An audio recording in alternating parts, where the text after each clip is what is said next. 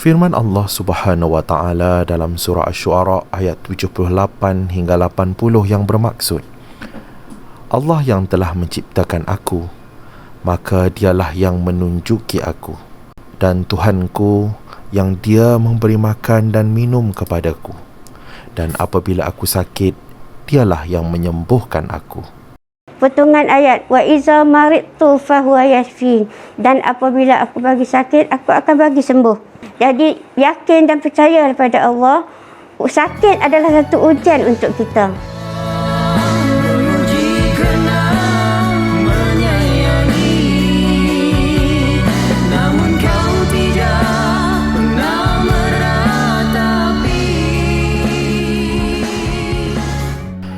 Tiada siapa yang mahukan pasangan yang kita kahwini berdepan dengan ujian kesihatan. Kalau boleh, biarlah sentiasa hidup sejahtera, bahagia dan gembira. Kru Hamparan Rindu pada episod kali ini ke Bandar Baru Pangi, Selangor, Darul Ihsan. Destinasi kami adalah sebuah rumah di Seksyen 3 untuk bertemu dengan Cikgu Hamidah binti Ahmad, seorang pesakit kanser yang telah beberapa tahun tinggal di sini bersama suaminya, Cikgu Jamaluddin bin Ghazali. Nama saya Hamidah binti Ahmad, berumur 52 tahun, bertugas sebagai seorang guru. Sekarang tempat bertugas di SK Syed Dalam Kedah. Mula diagnos kanser pada 20 Oktober tahun 2020.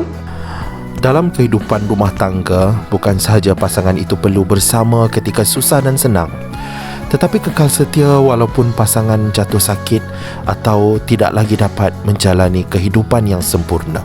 Dan Allah bukan uji wife saya yang sakit, sebenarnya Allah uji saya juga, yang mana untuk kita lebih mengenali hubungan antara kita lah sebagai suami isteri. Sebagai seorang suami kepada pesakit yang sentiasa memerlukan rawatan dan juga utamanya bantuan dari segi emosi, saya dah banyak memahami tentang kesakitan ataupun penyakit ataupun masalah yang dihadapi oleh pesakit kanser.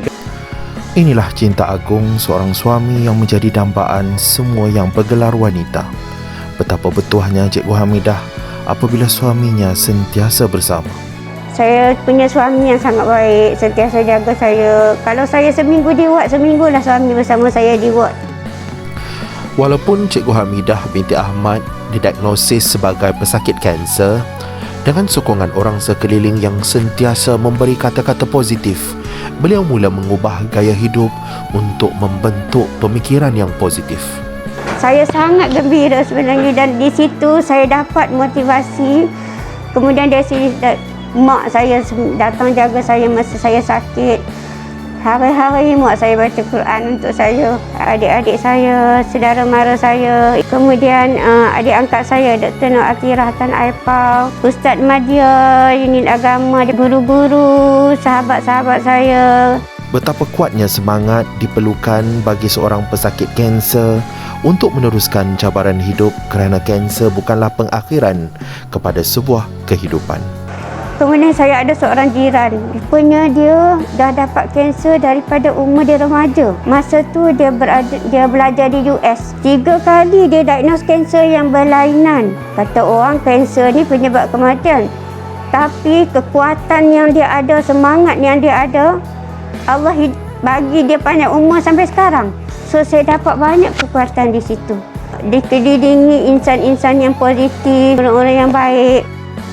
Berseri selasih di tepi perigi, perjalanan puyuh antara kantan. Suami pengasih, isteri misali, ikatan kukuh, cinta berkekalan. Tautan kasih di antara Cikgu Jamaluddin dan Cikgu Hamidah menjadi kekuatan dan semangat kepada Cikgu Hamidah untuk menghadapi penyakit kansernya. Sokongan moral diiringi dengan kata-kata positif yang sentiasa dititipkan oleh suami beliau menjadikan Cikgu Hamidah sentiasa tenang dan tenteram untuk melalui pelbagai rawatan yang diperlukan.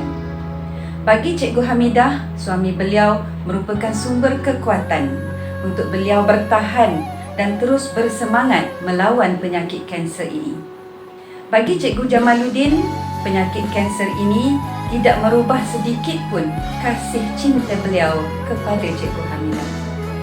Bagi suami yang mempunyai isteri yang menghidapi penyakit kanser, anda tidak seharusnya patah semangat. Sebaliknya, perlu bersama-sama berjuang untuk melawan penyakit ini walaupun kesakitan itu tidak dirasai. Kru Hamparan Rindu berdoa semoga Cikgu Hamidah terus kekal sihat dan terus berbakti mendidik anak bangsa.